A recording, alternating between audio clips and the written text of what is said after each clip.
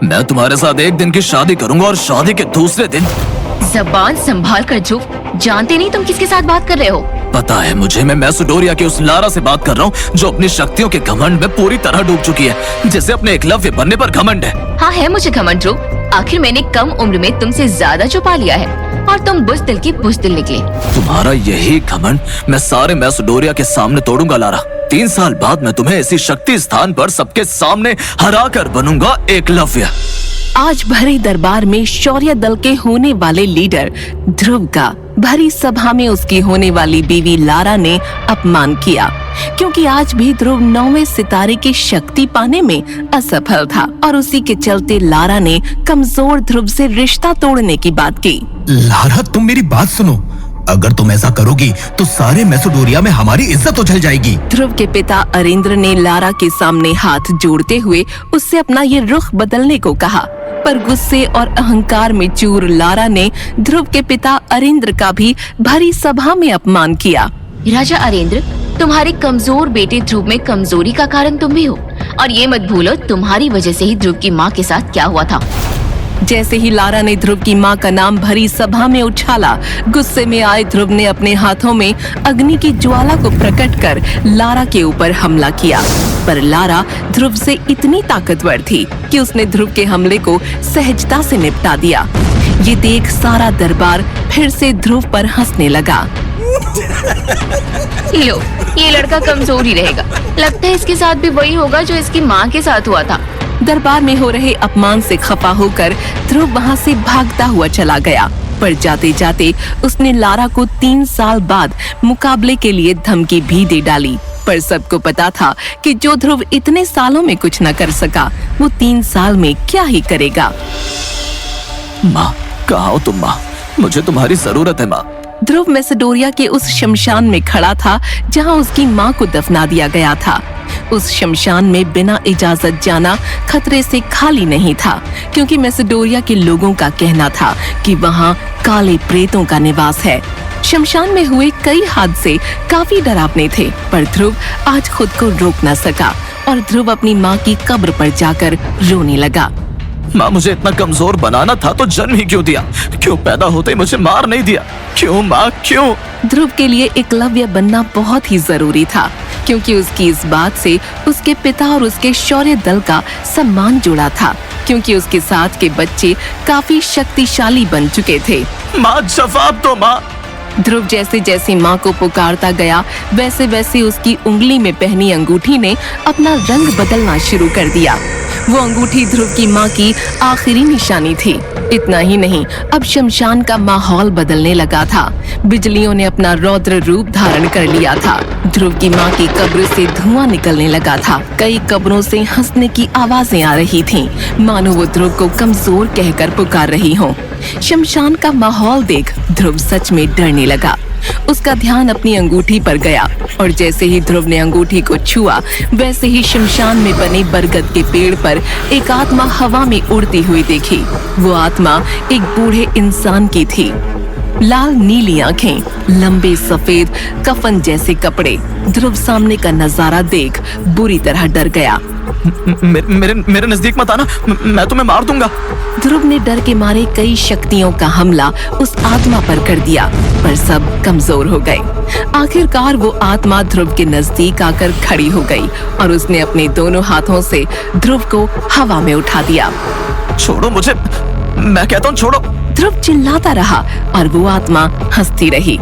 तभी ध्रुव की नजर उस आत्मा के गले में लटके ताबीज पर गई। ये ताबीज तो सबसे शक्तिशाली योद्धा की निशानी है, ये तुम्हारे पास कैसे आया? उस आत्मा ने हंसते हुए ध्रुव से कहा, ये ताबीज तुम्हारी माँ की वजह से मेरे पास आई। क्या तुम मेरी माँ को जानते थे? क्या हुआ था उनके साथ, मुझे बताओ। माँ का नाम सुनते ही ध्रुव शांत हो गया। तभी उस आत्मा ने अपना परिचय देते हुए कहा, मेरा नाम विदुर है और मैं कई वर्षों से तुम्हारी इस अंगूठी में रह रहा था। मैं जानता हूँ तुम्हारी माँ की मृत्यु का कारण, और मैं ये भी जानता हूँ कि तुम्हें एकलव्य बनकर तुम्हारी होने वाली बीवी लारा के साथ मुकाबला करना है। अगर तुम चाहो तो मैं तुम्हें दुनिया का सबसे शक्तिशाली योद्धा बना सकता हूँ। ये बात सुनते ही ध्रुव ने बिना देर किए विदुर को हाँ कह दिया। पर उसके लिए तुम्हें मेरी 3 शर्तों का पालन करना होगा। ध्रुव ने फिर से बिना देर किए विदुर को वादा कर दिया। विदुर ने मन ही मन हंसते हुए ध्रुव के पास जाते हुए कहा, मेरी पहली शर्त है, तुम्हें मुझे अपनी अंगूठी से आजाद करना होगा। मंजूर है। दूसरी शर्त, तुम मुझे करिश्माई शरबत और अमृत धारा की नीलामी में अपने साथ लेकर जाओगे। मंजूर है। ध्रुव ने विदुर की दोनों शर्तों को एक झटके में मान लिया। अब वो तीसरी शर्त सुनने के लिए बेताब था। बताओ मुझे तीसरी शर्त क्या है? तीसरी शर्त बताने से पहले विदुर ने ध्रुव को उसकी माँ का लिखा आखिरी खत उसके हाथों में देते हुए उसे पढ़ने को कहा। जैसे ही ध्रुव ने अपनी माँ का लिखा खत पढ़ा, ध्रुव के पैरों तले जमीन खिसक गई। उसके पैर डगमगाने लगे। तभी विदुर ने ध्रुव से तीसरी शर्त कही।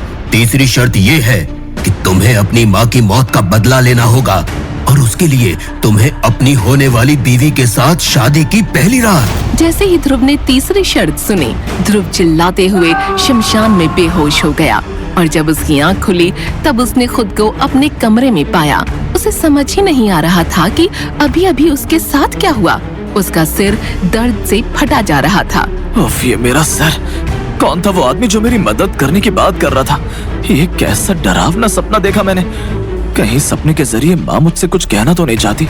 ध्रुव ये सब सोच ही रहा था कि तभी उसके पिता अरेंद्र कमरे में दाखिल हुए और उससे कहा, ध्रुव, याद तो है ना, आज तुम्हें शक्ति परीक्षण में अपनी शक्तियों का परीक्षण करने जाना है। हाँ बाबा, मुझे याद है। इस बार मैंने बहुत मेहनत की है। मुझे पूरी उम्मीद है कि इस बार मैं एकलव्य जरूर बनूंगा। ठीक है ध्रुव, जाओ और इस बार शक्तियों को बढ़ाकर ही लौटना। विजयी भाव। पृथ्वी से 22 करोड़ मील दूर बसे नीले ग्रह मार्कस पर लोगों के पास अलौकिक शक्तियां थीं। इन अलौकिक शक्तियों को परखने के लिए हर साल एक परीक्षा होती थी, जिससे पता चल सके कि कौन शक्ति के किस स्तर पर है। सभी की शक्तियों को परखने का भी एक बड़ा ही आसान तरीका था। शक्ति चक्र नाम के एक स्तंभ पर हाथ रखते ही वो स्तंभ उस इंसान की शक्तियों का स्तर बता देता था। 1 साल कड़ी मेहनत करने के बाद आज शक्ति चक्र स्तंभ पर ध्रुव को अपनी ताकत परखनी थी। उसने खुद से मन ही मन कहा, इस बार मेरी शक्तियाँ जरूर 9वें स्तर तक फिर से पहुँचेंगी। अब कोई मुझे जीरो कहकर नहीं बुलाएगा। तभी एक घोषणा ने सबका ध्यान खींचा। ध्रुव को अपनी शक्ति परखने के लिए बुलाया जा रहा था। ध्रुव ने अपनी दाहिनी हथेली शक्ति चक्र स्तंभ पर रखने के लिए आगे बढ़ाई, लेकिन अगली घोषणा ने ध्रुव को अंदर तक तोड़ दिया। जिस बात का डर था वही हुआ। बेहद निराशाजनक। ध्रुव का फिर से खराब प्रदर्शन। फिर वही तीसरा स्तर। ध्रुव को विश्वास नहीं हो रहा था। उसने खुद से मन ही मन कहा, ये नहीं हो सकता, मैंने इतनी मेहनत की थी। ये सोचते हुए ध्रुव ने एक बार फिर से शक्ति चक्र स्तंभ पर अपना हाथ रखा, मगर फिर से वही जवाब आया। ध्रुव ने कई बार अपना हाथ रखा। तभी वहाँ मौजूद भीड़ में से किसी ने चिल्लाते हुए कहा, बाहर करो इस मनहूस को। अबे ओ कायर, चल निकल यहाँ से। बार बार हाथ रखने से जवाब नहीं बदल जाएगा। तू एक कचरा है, एक जीरो है। बल्कि तुझे तो अब शक्ति परीक्षण करना ही नहीं चाहिए। जाके वो काम कर जिसके तू लायक है। काम का ना काज का, दुश्मन अनाज का। तभी किसी दूसरे आदमी ने भी ध्रुव का मजाक उड़ाते हुए उसकी बेइज्जती की। अरे इसने तो अपने बाप का नाम मिट्टी में मिलाने के लिए ही जन्म लिया है। इसके पिताजी शौर्य दल के लीडर ना होते तो इस लूजर को तो फिर से मौका भी नहीं मिलता। मुझे तो विश्वास ही नहीं होता है कि इसके पिता अरेंद्र ने ऐसी कमजोर और नाकारा औलाद को जन्म दिया। उन्हें तो इसे घर से निकाल देना चाहिए। अरे घर से क्या, बल्कि इसे तो मैसेडोरिया से निकाल बाहर करना चाहिए। एक एक कर हर कोई ध्रुव को कोसे जा रहा था। ध्रुव वहाँ खड़ा सबकी बातें सुन रहा था। उनकी बातें किसी तीर सी उसके दिल में धंस रही थीं, लेकिन लोग अपनी भड़ास निकालने से बाज नहीं आ रहे थे। तभी फिर किसी ने जोर से कहा, इसकी कमजोरी को देखते हुए इसकी मंगेतर लारा भी अब इसके साथ रिश्ता तोड़ना चाहती है। तभी वहाँ एक लड़की ने गुस्से भरी आवाज में लोगों को डांटा, तो वहाँ मौजूद सभी लोग सहम कर चुप हो गए। क्या तुम सब भूल गए कि ध्रुव कौन है? ये वही लड़का है जो सिर्फ 11 साल की उम्र में ही 10वें स्तर पर पहुंच एकलव्य बना था, जो 4 साल की छोटी उम्र से ही अभ्यास कर रहा है। ऐसा मैसेडोरिया तो क्या, पूरे मार्कस ग्रह के 10,000 साल के इतिहास में कोई नहीं कर पाया, और तुम सब उसका मजाक उड़ा रहे हो। याद रखना, एक बार फिर ध्रुव उसी स्तर पर पहुंचेगा तब तुम लोग पछताओगे। ध्रुव के लिए भीड़ से लड़ने वाली ये लड़की ईरा थी, जो ध्रुव की बचपन की दोस्त थी। ईरा 9वें स्तर पर थी और बेहद शक्तिशाली थी। कभी वो ध्रुव के साथ ही अभ्यास किया करती थी। उसका 9वें स्तर पर पहुंचना भी एक बड़ा राज था। ईरा को इस तरह गुस्से में देख ध्रुव ने ईरा को शांत कराते हुए कहा, जाने दो ना ईरा, गलती मेरी है। एक कमजोर और असफल आदमी तो मैं हूँ ही, ये लोग पूरी तरह गलत भी नहीं है। ये कहते हुए ध्रुव मैदान से सिर झुकाकर निकला और सीधा अपनी माँ की कब्र पर पहुंचा और उनसे बातें करने लगा।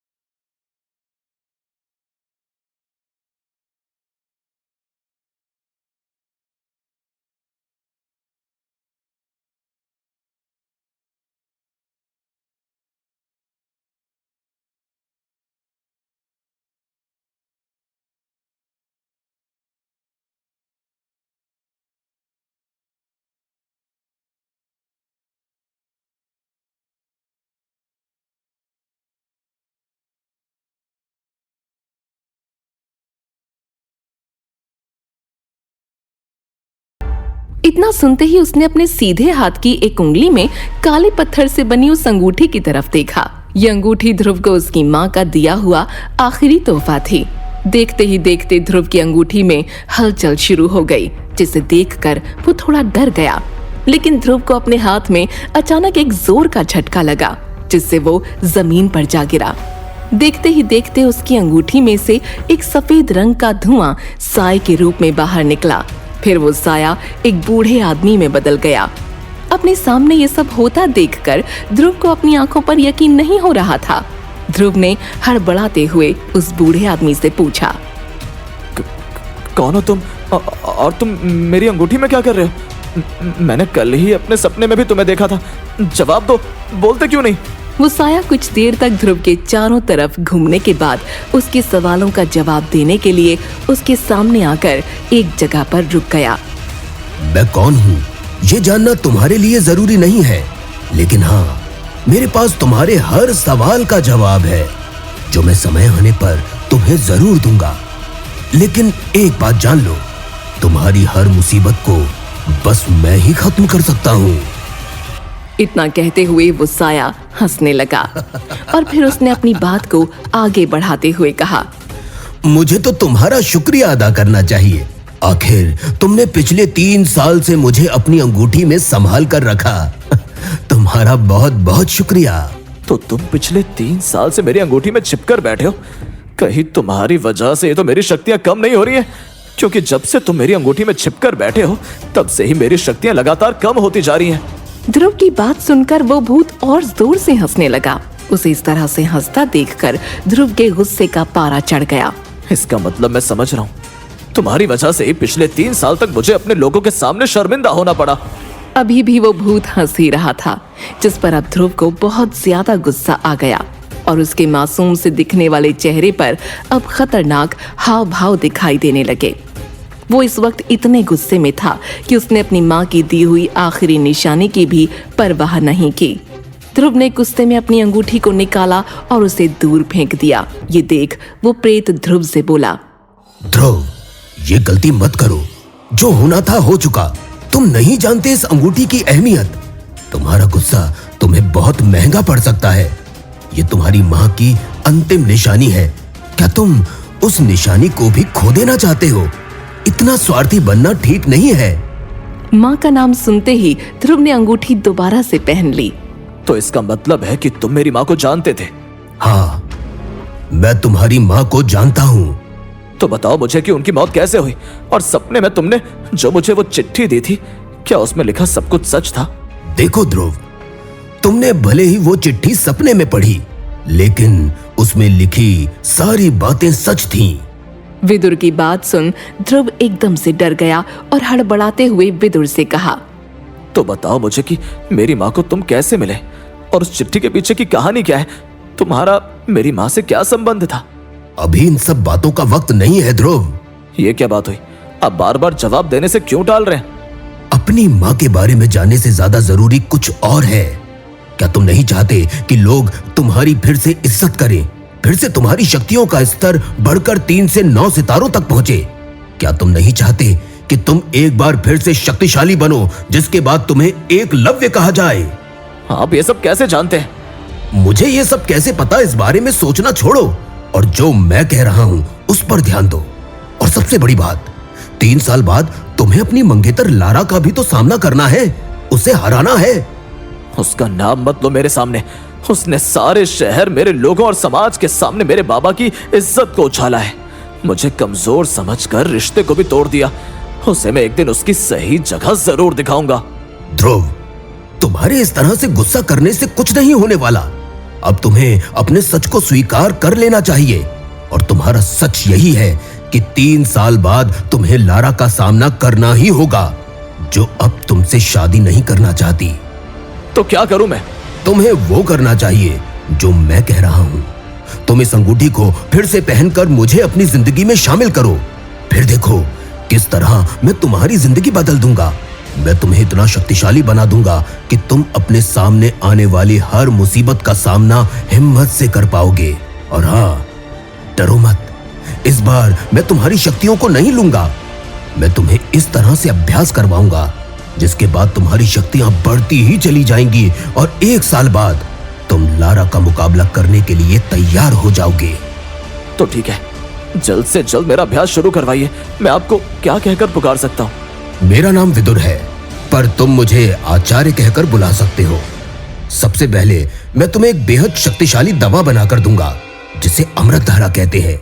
उसे पीते ही तुम कठिन से कठिन अभ्यास के लिए भी तैयार हो जाओगे। तुम अपने घर शौर्य महल चलो, मैं आज रात ही तुम्हें वो दवा बनाकर दूंगा।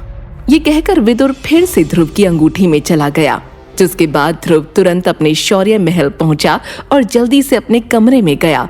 जिसके बाद विदुर नाम का वो प्रेत झटके से ध्रुव की अंगूठी से बाहर निकला। क्या कर रहे हो आचार्य? बताकर बाहर नहीं आ सकते थे? ये इस तरह से झटके के साथ बाहर आना जरूरी है क्या? मेरे पास बताने का समय नहीं है। मुझे जल्द से जल्द तुम्हें जंग के लिए तैयार करना है। ये कहकर विदुर ने अपना हाथ हवा में लहराया और कुछ मंत्र पढ़े। कुछ देर बाद उसके हाथ में कुछ जड़ी बूटियां थीं, जिन्हें उसने वहीं टेबल पर रखा। और फिर कुछ ही देर में उन सब की मदद से विदुर ने एक बोतल में हरे रंग का पानी तैयार किया, जिसे उसने ध्रुव को पीने के लिए दिया।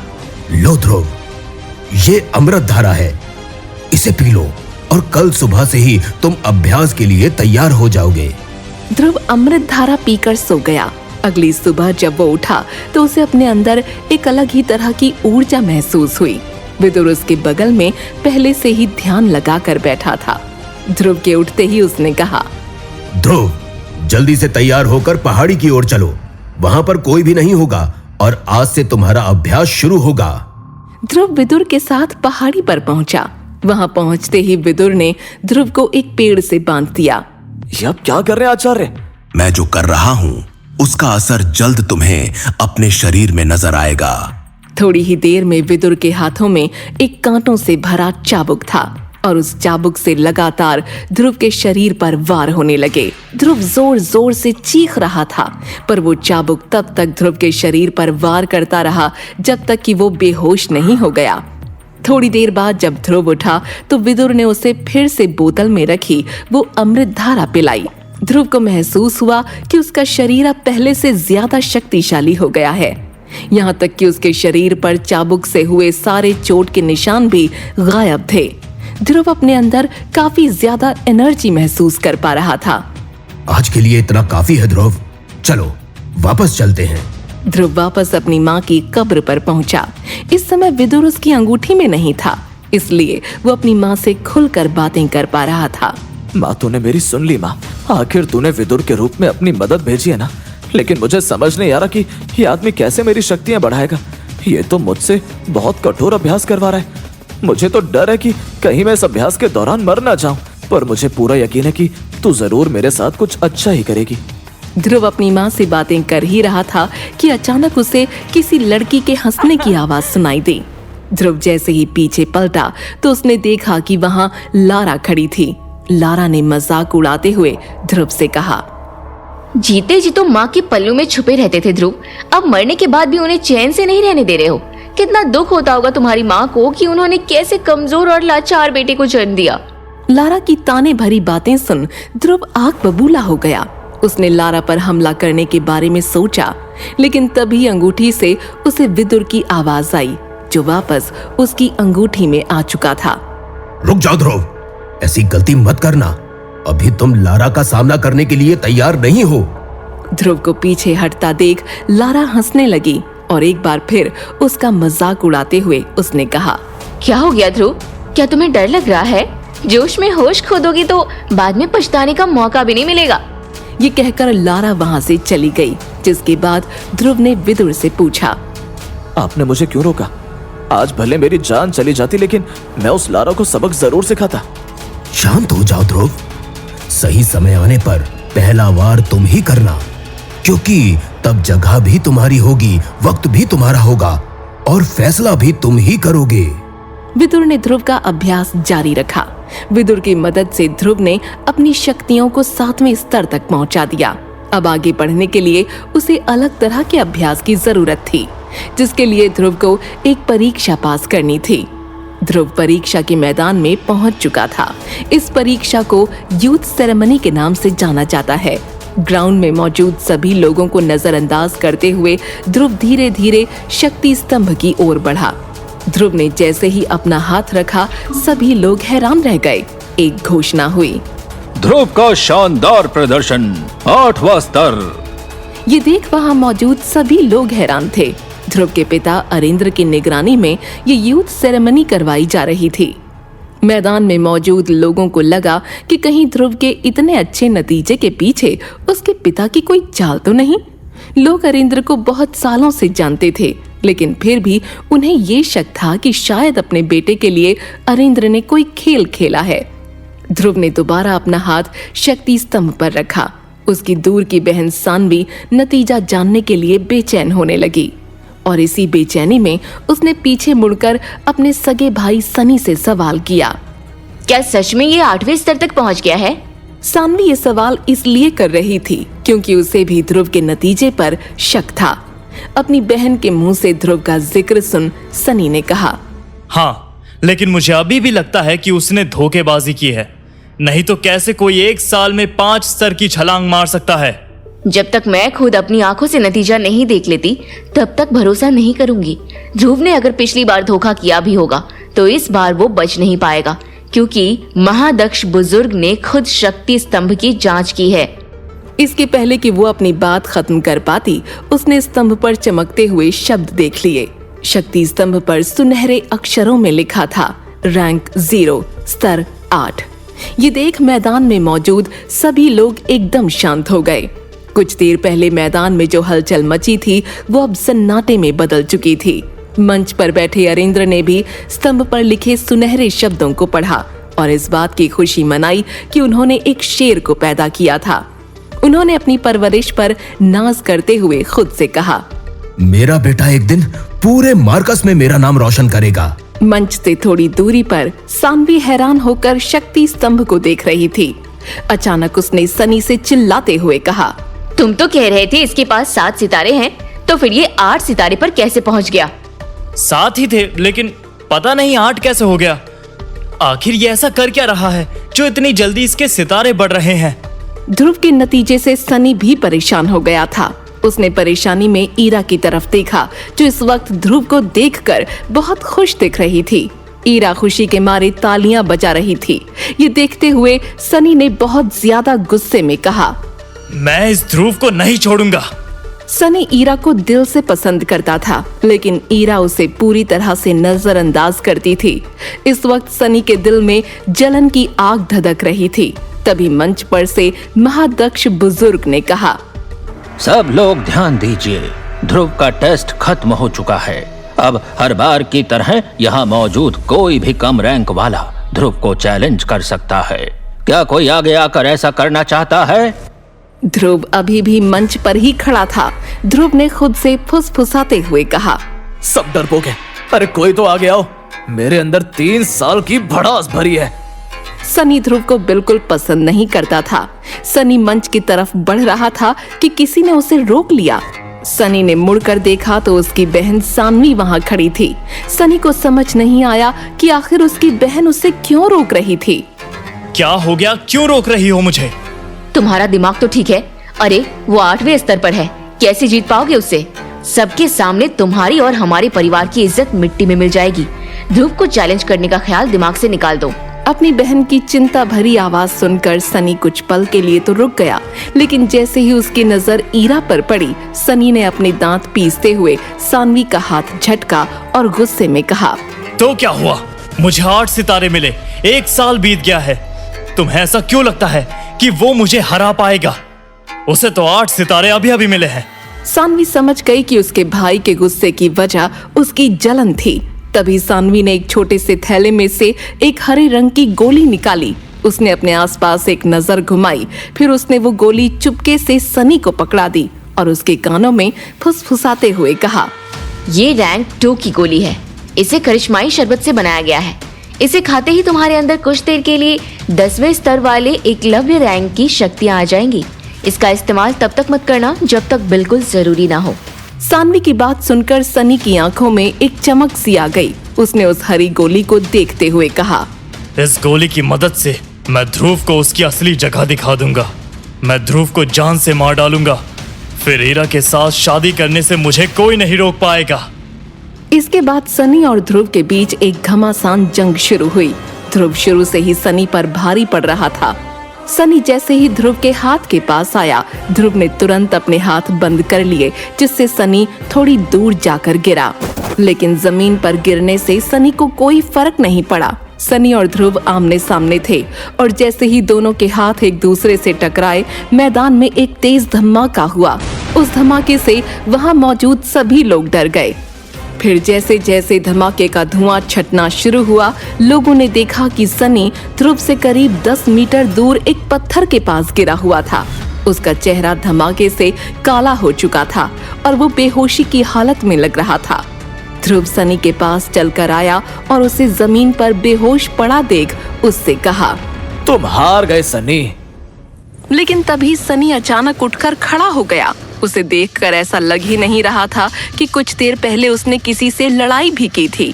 फिर उसने अपनी मुट्ठियां बंद करते हुए अपने पैर को जोर से जमीन पर पटका। ये इशारा था कि लड़ाई अभी खत्म नहीं हुई थी। उसकी कलाइयों में शक्ति घूमने लगी और अचानक वो जोर से गुर्राया। फिर उसने ध्रुव की तरफ देखा और उसे देखते ही सनी का गुस्सा और ज्यादा बढ़ गया। उसने अपने मुंह पर से खून पोंछते हुए चिल्लाकर कहा, ध्रुव, अब तेरी खैर नहीं, आज तू मेरे हाथों मरेगा। ये कहकर वो तेजी से ध्रुव की तरफ भागा, जिसे देख महादक्ष बुजुर्ग ने उसे रोकने की कोशिश की। ठहर जाओ सनी।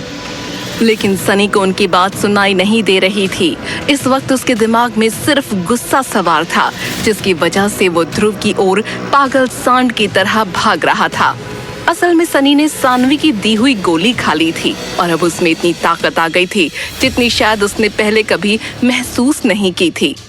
सनी का चमकता चेहरा और उसके आसपास मंडराती शक्तियों को देख तजुर्बेकार लोगों ने अंदाजा लगा लिया था कि उसके अंदर अचानक से एकलव्य रैंक जैसी ताकत आ गई है। हैरानी में महादक्ष ने फुसफुसाते हुए कहा, इस लड़के ने तो करिश्माई गोली खाई है। अरिंद्र समझ गया था कि ये कमाल गोली का ही था। अरिंद्र ने बहुत ही गुस्से में कहा, सनी एक धोखेबाज है। ये कहते हुए अरिंद्र ने अपना हाथ सामने रखी टेबल पर जोर से दे मारा। उनकी आंखें गुस्से से लाल हो रखी थीं और इसी गुस्से के साथ उन्होंने वहाँ बैठे बुजुर्ग से कहा, अगर मेरे बेटे को कुछ हुआ तो मैं तुम्हारे पोते के साथ साथ पूरे शौर्य दल का सर्वनाश कर दूंगा। बुजुर्ग के माथे पर शिकन आ गई। वो जानते थे कि अरिंद्र उनके दल का सबसे काबिल योद्धा था और उसके गुस्से को शांत कराना बिल्कुल आसान नहीं था। महादक्ष बुजुर्ग ने एक बार फिर सनी को रोकने की कोशिश की, लेकिन सनी ने गुस्से में उन्हें नजरअंदाज कर दिया। वो अब ध्रुव के बिल्कुल पास पहुंच गया था और उसने अपने दोनों हाथों से ध्रुव की तरफ बहुत जोर से वार किया। सनी के हाथ अपने चेहरे के पास आते देख ध्रुव तुरंत नीचे झुककर उससे बचा। फिर जैसे ही सनी और ध्रुव दोनों की मुट्ठियां एक दूसरे से टकराईं, एक बार फिर से धमाका हुआ। धुआं छटने पर सबने देखा कि सनी के मुंह से फिर से खून आने लगा। ध्रुव ने गुस्से में अपनी शक्तियों को इकट्ठा कर सनी पर एक बार फिर से जोर से हमला किया। ध्रुव ने जैसे ही सनी पर हमला किया, सनी किसी पत्ते की तरह उड़ता हुआ मैदान के एक कोने में जा गिरा। ईरा ने अपने हाथों से अपना मुंह छुपा लिया था। उसने मन ही मन सोचा, आखिर ये कौन से स्तर की तकनीक थी? क्लास 2? लेकिन ये कैसे हो सकता है? क्लास 2 की तकनीक सीखना बहुत ज्यादा मुश्किल है। अरिंद्र भी ध्रुव के बारे में ही सोच रहे थे। तभी उन्होंने एक गहरी सांस लेते हुए खुद से कहा, शायद कोई मेरी पीठ पीछे ध्रुव को अभ्यास करवा रहा है, लेकिन वो कौन हो सकता है? कहीं ईरा तो ध्रुव को अभ्यास नहीं करवा रही? लेकिन अरिंद्र ये बिल्कुल नहीं जानते थे कि सच उनकी आंखों से बहुत दूर एक छोटी सी अंगूठी में छिपा हुआ है। तभी सानवी ने चीखते हुए ध्रुव से कहा, वहीं रुक जाओ ध्रुव। ये सुनकर ध्रुव ने पलट कर देखा कि आखिर कौन है जो उसे पुकार रहा है। तभी उसे दिखा कि सानवी खून से रंगे हाथों के साथ ध्रुव की ओर चलते हुए आ रही थी। उसकी आंखों में गुस्सा और आवाज में बदले की भावना थी। ये देख मंच पर से बुजुर्ग ने आवाज लगाई, सानवी, अब तुम क्या चाहती हो? लेकिन सानवी ने बुजुर्ग की बात को नजरअंदाज कर ध्रुव से कहा, तुम अपने ही भाई को इतनी बेरहमी से कैसे मार सकते हो?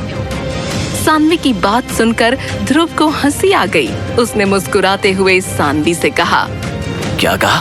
भाई भाई का रिश्ता तो इसने तभी खत्म कर दिया था जब इसने चैलेंज के कानून तोड़े। तुम्हें क्या लगता है किसी ने नहीं देखा उसने क्या किया? उसने एक बार चैलेंज हारने के बाद धोखे और फरेब का अपना रास्ता अपनाया। हम सब जानते हैं कि इसने करिश्माई गोली खाई जिससे इसकी ताकत इतनी बढ़ गई। क्या गोली खाते वक्त उसे मेरा ख्याल नहीं आया? अगर उसकी जगह मैं जमीन पर पड़ा होता तो क्या सनी से भी तुम इतने गुस्सा होती? एक बार बहन की नजरों से नहीं बल्कि शौर्य दल की सदस्य की नजरों से देखो और फिर बताओ गलती किसकी थी? ध्रुव के सवाल सुन सानवी थोड़ा सा सहम गई, लेकिन उसका गुस्सा शांत नहीं हुआ। उसने उसी गुस्से के साथ ध्रुव की आंखों में देखते हुए कहा, मैं सिर्फ इतना जानती हूँ कि तुमने मेरे भाई को जख्मी किया है और इसलिए अब मैं तुमसे मुकाबला करना चाहती हूँ। अगर हिम्मत है तो मेरी चुनौती स्वीकार करो। ध्रुव के दिमाग में इस वक्त बहुत कुछ चल रहा था। उसने सोचा, क्या सानवी पागल हो गई है? कुछ देर पहले उसके भाई से लड़ाई की जिसके कारण थकान हो गई थी और अब अपनी हिम्मत साबित करने के लिए एकलव्य रैंक की 3 सितारों वाली लड़की से लड़ना होगा जिसका नतीजा सिर्फ हार ही होगा। लेकिन ध्रुव को उकसाते हुए सानवी ने आगे कहा, क्या तुम एक लड़की की चुनौती से घबरा गए? क्या मैसेडोनिया का शिरोमणि एक लड़की से डर गया? ध्रुव को समझ आ रहा था कि सानवी उसे उकसाने की कोशिश कर रही है, लेकिन अब बात उसकी इज्जत की थी क्योंकि सानवी ने सभी के सामने ध्रुव को ललकारा था। ध्रुव ने चुनौती स्वीकार करने के लिए जैसे ही अपना कदम बढ़ाया, उसे अपने पीछे किसी के हंसने की आवाज सुनाई दी। ईरा हंसते हुए उसके पास आ रही थी। ईरा जैसे ही ध्रुव के पास पहुंची, उसने सानवी को देखते हुए कहा, सानवी, तुम देख रही हो कि ध्रुव इतना थक चुका है, फिर भी तुम उसे चैलेंज कर रही हो। ये तो एक थके आदमी का फायदा उठाना हुआ। अगर तुम सच में लड़ना चाहती हो तो क्यों ना मेरे साथ दो हाथ हो जाए। ईरा की बात सुन ध्रुव ने उसे पीछे करते हुए कहा, तुम्हें यहाँ आने की क्या जरूरत थी ईरा? ईरा ने ध्रुव की बात का कोई जवाब नहीं दिया और चुपचाप सानवी को देखती रही। फिर उसने भी सानवी को उकसाना शुरू किया। सानवी, एक तो तुम ध्रुव से उम्र में भी बड़ी हो और ऊपर से अभ्यास के लिए एकेडमी भी गई हो। अगर तुम्हारी इतनी ही हारने की इच्छा हो रही है तो मुझे तुम्हें हराकर बहुत खुशी मिलेगी। ईरा की बात सुनकर सानवी थोड़ी परेशान हो गई। फिर उसने ध्रुव की तरफ देखते हुए कहा, ध्रुव, तुम कब तक लड़कियों के पीछे छिपते रहोगे? लेकिन तभी मंच पर से बुजुर्ग ने चिल्लाते हुए कहा, बस करो। बुजुर्ग की आवाज सुन तीनों अचानक अपनी जगह पर रुक गए। ये देख बुजुर्ग उन लोगों के पास आए और उन्होंने सानवी को डांटते हुए कहा, सानवी, तुम्हें किसी को भी चुनौती देने का कोई अधिकार नहीं है। तुरंत वापस लौट जाओ। अगर तुम इसी तरह से यूथ सेरेमनी में अड़ंगा डालती रहोगी तो नियम के मुताबिक पूरे महीने के लिए तुम्हें घर में कैद कर दिया जाएगा। ध्रुव के सामने खड़ी सानवी बुजुर्ग की बात सुनकर निराश हो गई। उसने गुस्से में अपना पैर जोर से जमीन पर मारते हुए ध्रुव से कहा, मैं तुम्हें देख लूंगी ध्रुव, अपना बदला लेकर रहूंगी, याद रखना। ये कहकर सानवी भी पलट कर वहाँ से चली गई। उसका गुस्से से भरा चेहरा देख ध्रुव को थोड़ी हंसी आ गई थी। वहीं महादक्ष बुजुर्ग ने भी राहत की सांस लेते हुए मंच पर खड़े होकर चिल्लाते हुए कहा, सनी ने चुनौती के दौरान करिश्माई गोली खाकर फरेब किया है, इसलिए आज से अगले 3 महीने तक उसे घर में कैद रहना होगा और इस चुनौती का विजेता ध्रुव है। मैदान को खाली होता देख ध्रुव ने एक राहत की सांस ली। वो चुपचाप चलते हुए बाहर जाने लगा। तभी उसे ईरा की आवाज सुनाई पड़ी, ध्रुव, आज तो तुमने कमाल ही कर दिया। तुम्हें देखकर लोगों का मुंह खुला का खुला ही रह गया था। तुम तो छुपे रुस्तम निकले। इतनी अच्छी तकनीकें कहाँ से सीखी तुमने?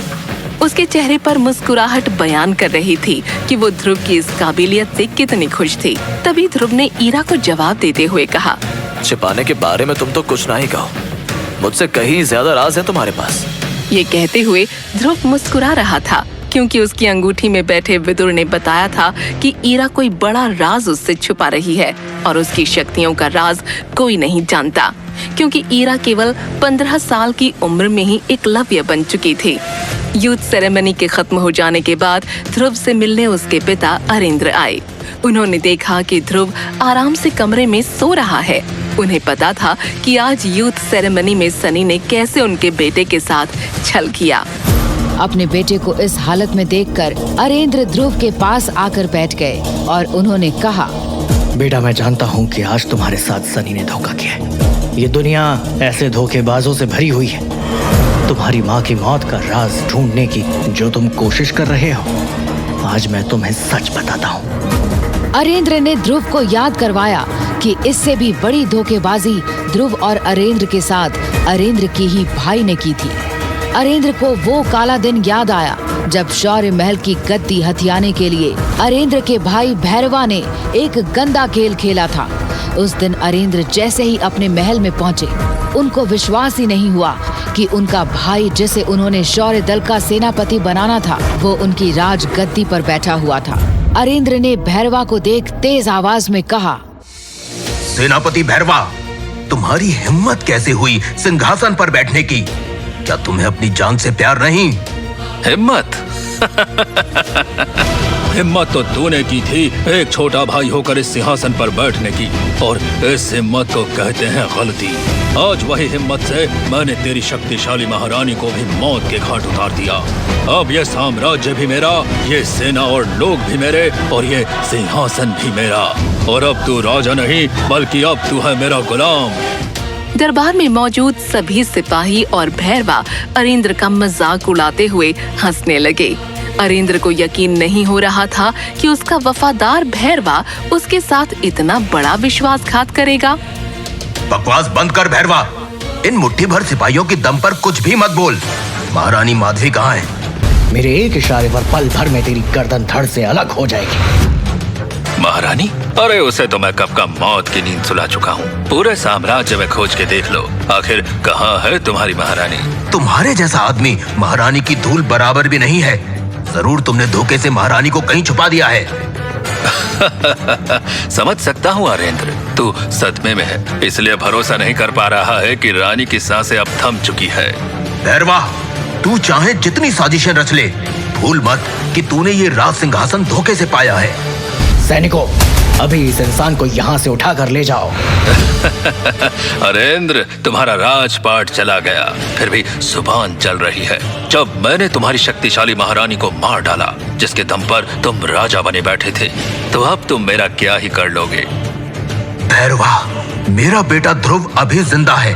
वो तुझको तेरे किए की सजा जरूर देगा, क्योंकि वही है इस सिंहासन का असली हकदार।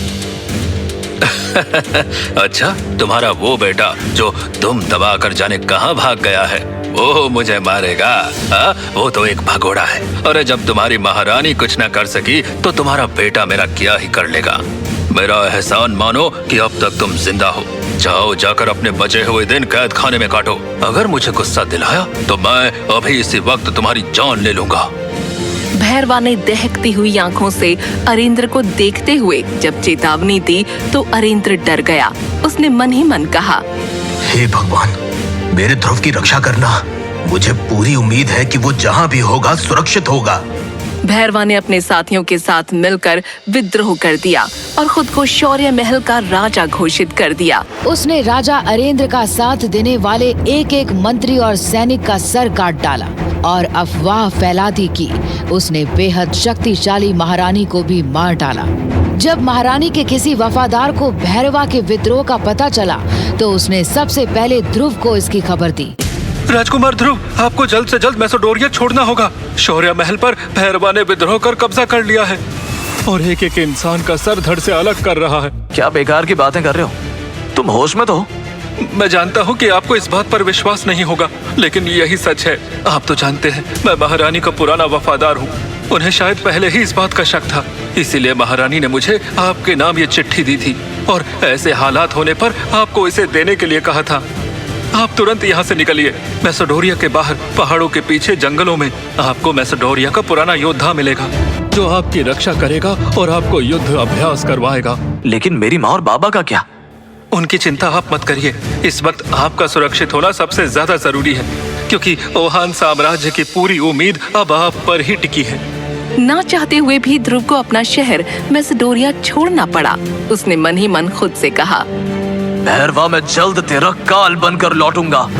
वहीं अरेंद्र की पत्नी माधवी को मारने की खबर फैलते ही राजा अरेंद्र और साम्राज्य की जनता को सदमा लग गया। अरेंद्र को बंदी बना लिया गया और महारानी का कटा हुआ सर एक कपड़े से लपेटकर राज दरबार के बाहर एक जीते हुए इनाम की तरह लटका दिया गया। ओहान साम्राज्य के लोगों, कान खोल कर सुन लो। अब मैं ही हूँ तुम्हारा राजा, मैं ही हूँ तुम्हारा भगवान। भैरवा से अब तुम लोगों को बस एक ही आदमी बचा सकता है, खुद भैरवा। लोग परेशान थे कि आखिर कौन उन्हें भैरवा के आतंक से बचाएगा। उधर ध्रुव जंगल में दिन रात अभ्यास करके खुद को फौलाद जैसा मजबूत बना रहा था। ध्रुव अब एकलव्य बनने के बहुत करीब था। अब वक्त आ गया है कि मैं वापस अपने मैसेडोरिया शहर और अपने लोगों के बीच जाऊं और उस भैरवा को उसके किए की सजा दूं और अपने लोगों को उसके आतंक से आजाद कराऊं। ध्रुव बचपन से ही शौर्य महल में रहा था और उसे महल के सभी खुफिया रास्तों के बारे में पता था। एक रात जब महल में भैरवा के जन्मदिन का जश्न मनाया जा रहा था, उसी रात ध्रुव खुफिया रास्ते से महल में दाखिल हो गया। बिस्तर पर सो रहे भैरवा को ध्रुव ने तलवार से चीर दिया। ये करते ही ध्रुव की आंखें भर आईं, क्योंकि वो जानता था कि आज वो अपने पिताजी को मिल पाएगा। अगले ही पल ध्रुव के हाथ पर एक तलवार से वार हुआ। आ गए ध्रुव, मुझे तुम्हारा ही इंतजार था। मेरी ये तलवार कब से तुम्हारे खून की प्यासी है। तुम्हें क्या लगा कि तुमने इतनी आसानी से मुझे मार दिया? छल करने में तुझसे आगे कोई नहीं है। ये तो तुझे पता चल ही जाएगा भैरवा कि आज किसके खून की प्यास बुझेगी। कहते हुए ध्रुव ने अपनी पूरी शक्तियों को इकट्ठा करके एक आग का गोला भैरवा की ओर फेंका। भैरवा ने किसी तरह तलवार की मदद से खुद को उस गोले से बचाया। ध्रुव ने कई तरह की युद्ध टेक्निक से भैरवा पर हमला किया, पर भैरवा हर बार खुद को बचा ले रहा था। आखिर में ध्रुव ने अपनी तिलस्मी तलवार निकाली। भैरवा, अब तुझे मेरे वार से कोई नहीं बचा पाएगा। आजा बच्चे, एक बार और कोशिश कर ले। ध्रुव और भैरवा की तलवारें आपस में टकराते ही जोर की बिजली कड़की। भैरवा ने सपने में भी नहीं सोचा था कि ध्रुव उस पर भारी पड़ेगा। आखिरकार ध्रुव ने भैरवा के सीने में अपनी तलवार आर पार कर दी और उसको मौत के बिल्कुल करीब ले गया। अगर तूने मुझे जिंदा छोड़ दिया तो अपनी माँ का मरा हुआ चेहरा देखोगे। रुक जा ध्रुव, नहीं तो क्या? मेरी माँ के साथ तूने 2 साल पहले जो किया था वो सबको याद है। आज मैं भी तुम्हारा वही हाल करूंगा। भैरवा ने मरते मरते अपने कमरे में बैठे एक पक्षी को उड़ने का इशारा किया। वो पक्षी अपने साथ एक चिट्ठी लेके वहाँ से उड़ गया। साथ ही उसने अपनी तलवार से ध्रुव पर वार कर दिया, जिससे ध्रुव को तो कुछ नहीं हुआ, पर तलवार पे लगा हुआ जहर ध्रुव के शरीर में चला गया। ध्रुव की शक्तियों का स्तर नीचे आ गया। पल भर में ध्रुव भी खुद को बेहद कमजोर महसूस करने लगा। यहाँ तक कि उसके हाथ से उसकी तिलस्मी तलवार भी छूटकर गिर गई। ओह, ये क्या हो गया? मैंने इस भैरवा से अपना बदला तो ले लिया, लेकिन लगता है इस धोखेबाज ने मरने से पहले वार करके मेरी शक्तियाँ मुझसे छीन ली हैं। और क्या मेरी माँ अभी भी जिंदा है? मुझे जल्द से जल्द उस पक्षी का पीछा करना होगा। ध्रुव भागते हुए कैद खाने की ओर बढ़ा, जहाँ से उसने भैरवा के पक्षी को वापस आते हुए देखा था। अंदर जाते ही उसके सामने जो मंजर था, उसे ध्रुव के होश उड़ गए। ध्रुव ने अपनी माँ को आखिरी सांस लेते देखा और उसका शरीर खून से लथपथ था। अपनी माँ को गोद में लेके ध्रुव जोर से चिल्लाया, पर वो बिना कुछ कहे अपना दम तोड़ चुकी थी। रोते हुए ध्रुव की नजर पास में रखी एक चिट्ठी पर पड़ी, जो भैरवा ने ही भेजी थी। ध्रुव ने रोते हुए चिट्ठी को पढ़ा। वो आ रहा है। इससे पहले कि वो अपनी माँ को बचा पाए, उसको खत्म कर दो।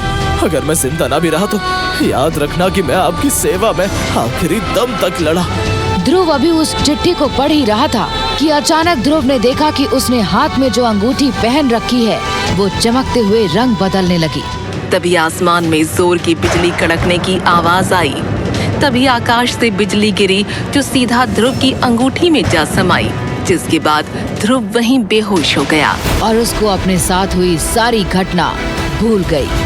क्या आज ध्रुव इस खतरे से अनजान है कि उसके राज दरबार में भैरवा से भी शक्तिशाली इंसान है और उसकी चिट्ठी मिलते ही उसने ध्रुव की माँ को मार डाला? कौन है वो इंसान?